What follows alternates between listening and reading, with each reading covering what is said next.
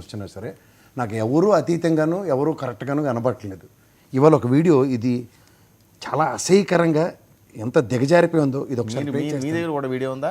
నా దగ్గర ఉంది, ఒకసారి నేను ఇక్కడ మరొకసారి సోదరు జక్కపూడి రాజా గారికి తెలియజేస్తా ఉన్నా, మా జనసేన పార్టీ పవన్ కళ్యాణ్ గారు నిల్చోబెట్టే అభ్యర్థి బత్తుల బలరామకృష్ణ గారు ఆయన సెంట్రల్ లెక్కతో కొడితే జక్కపూడి రాజా గారు రాజమండ్రి పోయి పడ్డారు.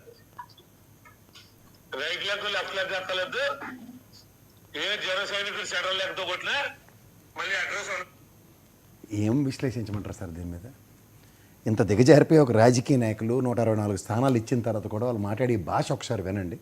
Is it right? ఇప్పుడు మీరు నిన్న అంబటి రాంబాబు గారు మాడిందో, లేకపోతే పేరు నాని గారు మాడిందో, లేకపోతే అల్లప్పుడు రోజా మాడిందో, లేకపోతే వీళ్ళు ఇక్కడ పేరు నాని మాడిందో, లేకపోతే కొడాలి నాని మాడిందో, వంశీ మాడిందో అనేసరికల్లా వీళ్ళు కూడా లైన్లో మమ్మల్ని కూడా గెలిపిస్తే మేము ఇలాగా మాడుతున్నాను కంకణం కట్టుకుని వేరతాడు వేసుకుని వచ్చారు మళ్ళీ. అయితే ఇది ప్రజాస్వామ్యం అనుకుంటారా, లేకపోతే నోటికి ఎవడ పని ఆడు చెప్పుకుంటూ ముందుకెళ్ళిపోతే పనులు అయిపోతాయి అనుకుంటున్నారా? అసలు ఏ ప్రాతిపదిక మీరు మాడుతున్నారు? గెలిపించింది ప్రజారంజక పాలన మీరు ఇవ్వడానికి. What is good administration? ఈ ఇంకా వాళ్ళ ఆవేశాలు వాళ్ళని నియోజకవర్గాల్లో ఏం ఫ్రిక్షన్స్ ఉన్నాయి? 11 స్థానాలకు పరిమితం చేశారు, 124 మీరు గెలిచారు. బ్రహ్మాండమైన జనరంజక పాలన ఇవ్వండి. తెల్లారు లేస్తే వాళ్ళని తిట్టుకొని జీవితాంతం జగన్మోహన్ రెడ్డి చుట్టూ రాజకీయం చేద్దామంటే ఎన్నాళ్ళు చేస్తారు? నాకు అర్థం కాదు.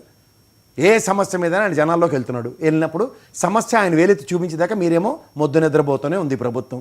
పొగాకు రైతులు ఆయన వెళ్ళిన తర్వాత ఉత్తరం రాశారు, మిర్చి ఆడికి వెళ్ళిన తర్వాత ఆయన వెళ్ళిన తర్వాత ఉత్తరం రాశారు.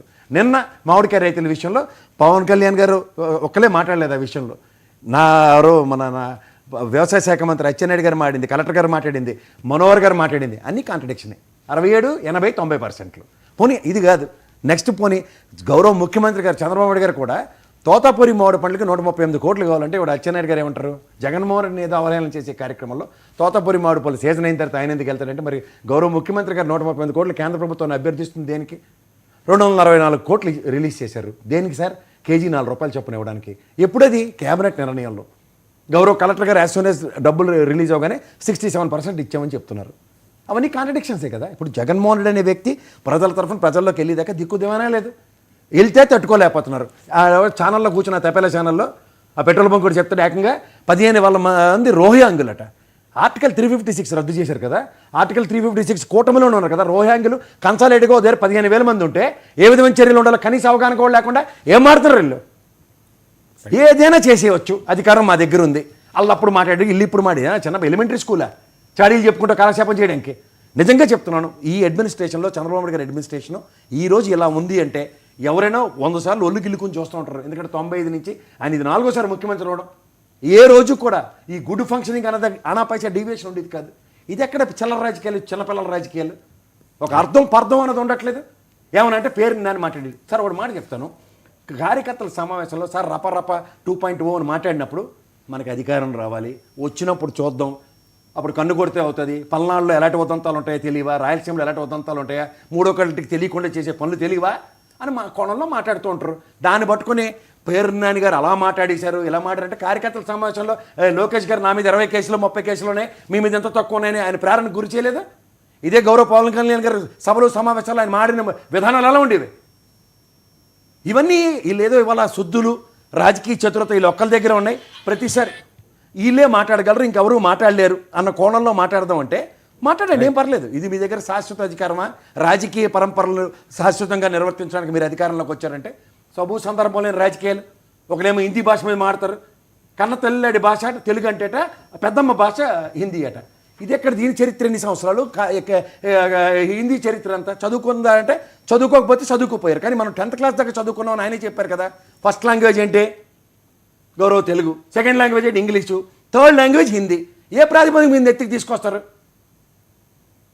ఏది చూడండి, తెల్లారితే ఒక రాజకీయం ఏదైనా మాట్లాడదాం అంటే సబూ సందర్భం లేని అంశాలను తీసుకొచ్చి ఇవాళ మన ఎత్తికి రుద్దారు కార్యక్రమానికి. ఆంధ్రప్రదేశ్ రాష్ట్రం ఏం పాపం చేసిందో నాకు అర్థం కావట్లేదు. అరే అనుభవజ్ఞుడు, అపార అనుభవం ఉన్న చంద్రబాబు నాయుడు గారు ముఖ్యమంత్రి అయ్యారు. బ్రహ్మాండమైన ట్రాన్స్పరెంట్ రాజకీయాలు ఉంటాయి, గతంలోలా కాదు ఆడిపోసుకునే కార్యక్రమం. ఇది ఎక్కడ? ఇది చూడండి, కూడల్లో కూర్చునే ఆడపిల్లలు సాయంత్రం ముసలోళ్ళు రిటైర్ అయిన తర్వాత పంచాయతీ కబుర్లు చెప్పుకుంటారు. అలో లక్ష్మణ ఒక కుటుంబం మీద పడి ఎడుతుంటారు. అదే కార్యక్రమం నడుస్తుంది. ఎన్నాళ్ళు నడిపిస్తారు అలాగా? 13 నెలలు గడిచినాయి. 13 నెలల జనరంజక పాలన ఇదంటే ఏం చెప్తారు చెప్పమనండి ఒకసారి. ఓకే. సో 6 ఏదైతే ప్రామిస్ చేసేసారో ఎగ్జిస్టింగ్ నవరత్నాలకి ధీటుగా దానికి వినూత్నంగా ఇస్తామని దగ్గర గ్యాస్ సిలిండర్ల సంగతి దిక్కుదేమన్నా లేదు. 3 ఎక్కడ పడ్డాయి? మనకు బడ్జెట్ కదా సార్ చెప్పేది. బడ్జెట్లో ప్రవేశపెట్టిన దాంట్లో గౌరవ పయ్యవల్ కేశవ్ గారు ఏం చెప్పారో సార్ వినండి. Right, okay. ఏమన్నా అమ్మఒడికి ధీటుగా తల్లికి వందనం అన్నారు. 13,500 కోట్లు 80 లక్షల మంది పిల్లలకు కావాలన్నారు. ఎంత డబ్బులు ఇచ్చారో వాళ్ళని అడగండి ఒకసారి. సరే ఇవన్నీ కనబడట్లేదంటే కనబడుతున్నాయి. పెన్షన్లు ఇస్తున్నారు, అదొకటి శాశ్వతంగా బ్రహ్మాండంగా ఇస్తున్నారు, కాదనట్లేదు. గ్యాస్ సిలిండర్ ఒకటే ఇచ్చారు గత సంవత్సరంలో, 3 ప్రామిసెస్. ఈ ప్రతి ఇంట్లోనూ మీ అనౌన్స్ చేసిన 6 ఏ విధంగా ఎగ్జిక్యూట్ అయ్యో మీకే తెలుసు. రైట్. ఆగస్టులో జరగబోయే ఉచిత బస్సుకి ఈ రోజు నుంచి మాట్లాడమంటే ఏం మాట్లాడతాం? ఓకే, ఓకే, చర్చిద్దాం. దీనికి ఎంతసేపు పేరు నన్ను మాట్లాడట, రోజా నగర్ లేదో మాడిందట, రోజు ఏ చర్చలా? Okay, right. ఓకే, అంబటి గారు, అనిత గారు వాయిస్ ప్లే చేయండి. తాగి గంజాయి కొట్టి వచ్చి ఈ ఉప్పల హారిక గారి మీద పడి ఆ కారుని ధ్వంసం చేస్తూ ఉంటే ఆమె భర్త వస్తుంటే ధ్వంసం చేస్తుంటే సోద్యం చూసేటటువంటి పరిస్థితుల్లో ఇవాళ పోలీసు యంత్రాంగం ఉంది ఒక మహిళ మీద. మరి పోలీసు హోంమంత్రి గారు కూడా మహిళే. ఏమ్మా హోంమంత్రి గారు, అనిత గారు, దీనికి సమాధానం చెప్పండి.